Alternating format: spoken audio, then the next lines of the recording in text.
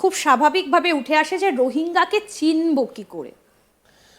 দেখো, একটা এখানে কোনো মানে ডেফিনিটিভ অ্যালগোরিদম নেই যে কলকাতায় তো বহু ভাষাভাষী মানুষের বাস। হ্যাঁ, মানে আমি বহু মানুষকে আমি দেখছি এরকম একটা ভাবঝাপ করছে, যেন রোহিঙ্গাদের কপালে একটা ট্যাটু করানো আছে, উই আর রোহিঙ্গাস। তো এরকম কিছু নেই, মানে there is no such thing.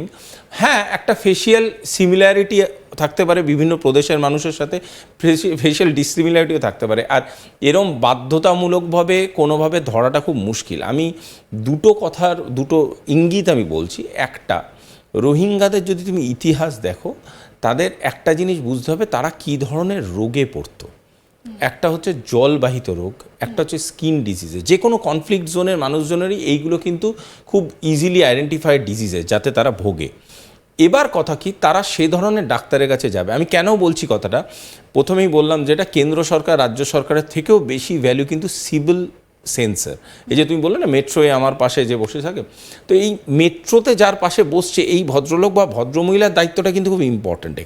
এখানে কীরমভাবে, ধরো একটা পার্টিকুলার ডাক্তার যদি নোটিস করে যে একটা ধরনের মানুষ তার কাছে আসছে যার ভাষাগত জ্ঞান বাংলা বলো হিন্দি বলো ইজ নট প্রপার, এবং তারপরে আসার পরে সে এমন এমন ডিজিজ বলছে যেগুলো কনফ্লিক্ট জোনের ডিজিজের সাথে মিলছে, তখন সেই ডাক্তারের, সেই হসপিটালের বা সেই দ্য নার্সিং স্টাফস, এদের দায়িত্ব পড়ে যায় যে সেই ধরনের লোকেদেরকে আইডেন্টিফাই করে তাদের ব্যাপারে ইনফর্ম করা। আমি আবারও বলছি, সিভিলিয়ানসদের দায়িত্ব রিঅ্যাক্টিভ নয়, তারা গিয়ে চেপে ধরলো, বললো তুমি রোহিঙ্গা ভাই, আমি চেপে ধরবো, বেঁধে রাখবো।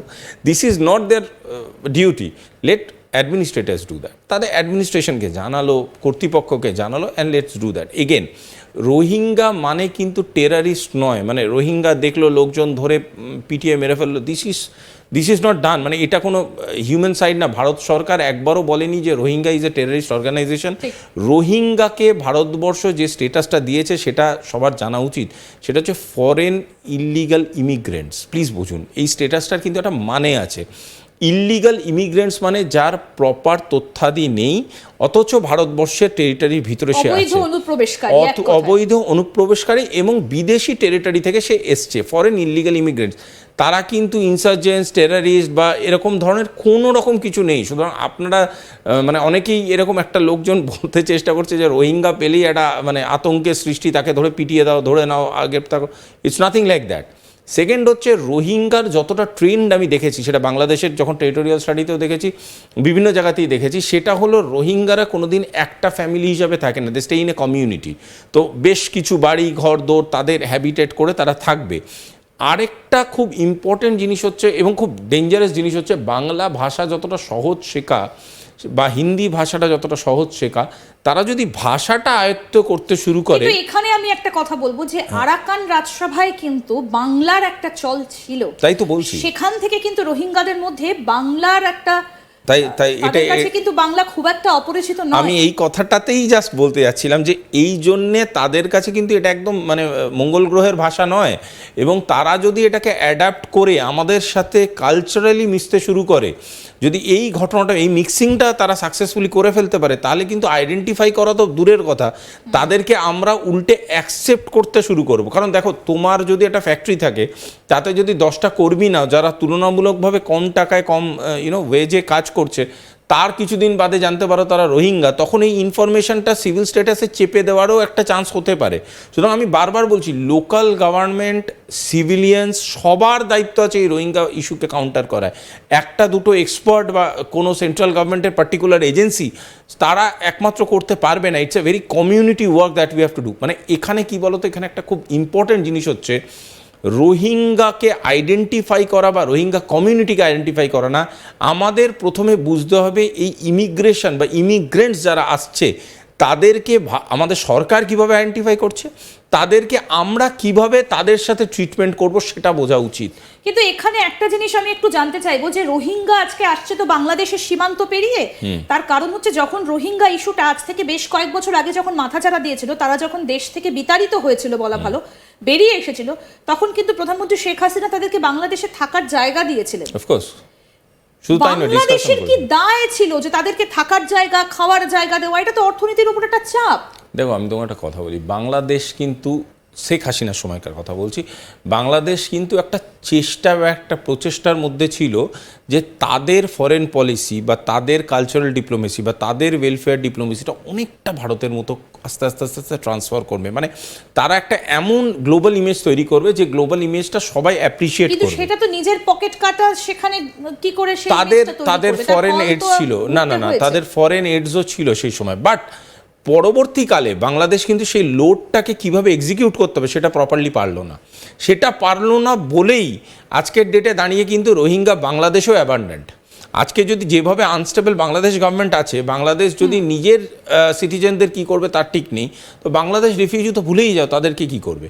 সুতরাং অবভিয়াসলি পুরো রেসপন্সিবিলিটি এসে এখন ইন্ডিয়ার ঘাড়ে পড়েছে।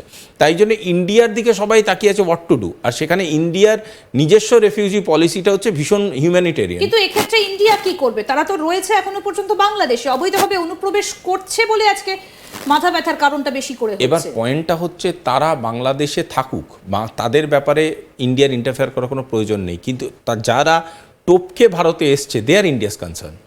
বোঝার চেষ্টা করো, ইন্ডিয়া যদি রোহিঙ্গাদের ব্যাপারে কোনো একটা পলিসি বানায় বা ইন্ডিয়া যদি রোহিঙ্গা কেন যে কোনো রেফিউজির ব্যাপারে কোনো একটা পলিসি স্টেটাস নেয় বা স্ট্যান্ড নেয়, সেই স্ট্যান্ডটাকে ডিফেন্ড করার দায়িত্ব ইন্ডিয়ার, সেই স্ট্যান্ডটাকে ডিফেন্ড করার ক্ষমতাও ইন্ডিয়া বহন করে। কিন্তু যতক্ষণ পর্যন্ত তারা অন্য টেরিটরির ভিতরে আছে সেখানে না ইন্ডিয়া গলাবে না। কিন্তু যেহেতু আজকের ডেটে রোহিঙ্গা পেনিট্রেশন হয়ে গেছে, রোহিঙ্গা অলরেডি ইজ দেয়ার, তখন ইন্ডিয়াকে একটা এমন স্ট্যান্ড নিতেই হবে যাতে করে এই রোহিঙ্গা মাথাচাড়া দিয়ে শুধু উঠছে তাই না, রোহিঙ্গার কিন্তু খুব তাড়াতাড়ি আমাদের কমিউনিটির ভিতরে ঢুকতে শুরু করবে এবং খুব তাড়াতাড়ি চাকরি বাকরি বিভিন্ন স্টেটাসে তারা তাদের রেকগনিশন নিতে শুরু করবে। কারণ দেখো, পেটের দায় সবার আছে, সেটা রোহিঙ্গা হোক আর সাধারণ মানুষ হোক, এই পেটের দায়ে তারা একটা সময় ছুটতে শুরু করবে। শুধু তাই নয়, আমাদের এখানে লোকাল পলিটিক্স ভীষণভাবে কিন্তু ছিদ্র আছে আমাদের লোকাল পলিটিক্সে। এই ছিদ্রর অ্যাডভান্টেজ নিয়ে কীভাবে পেনিট্রেট করতে হয় একটা ইন্টারন্যাশনাল ইমিগ্রেন্ট খুব ভালো মতো জানে।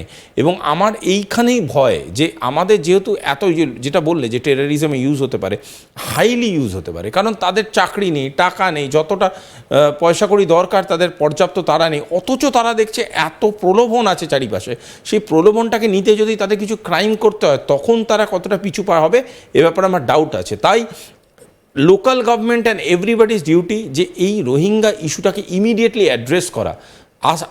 উল্টো পাল্টা বাইরে বাইরে ভেবে লাভ নেই, লেটস স্টিক অন দ্য এটা কি পয়েন্ট। শুধুমাত্র ওয়েস্ট বেঙ্গল বা কলকাতার সমস্যা, নাকি এটা সারা ভারতবর্ষে ছড়িয়ে রয়েছে? এটা সারা ভারতবর্ষ ছড়াচ্ছে।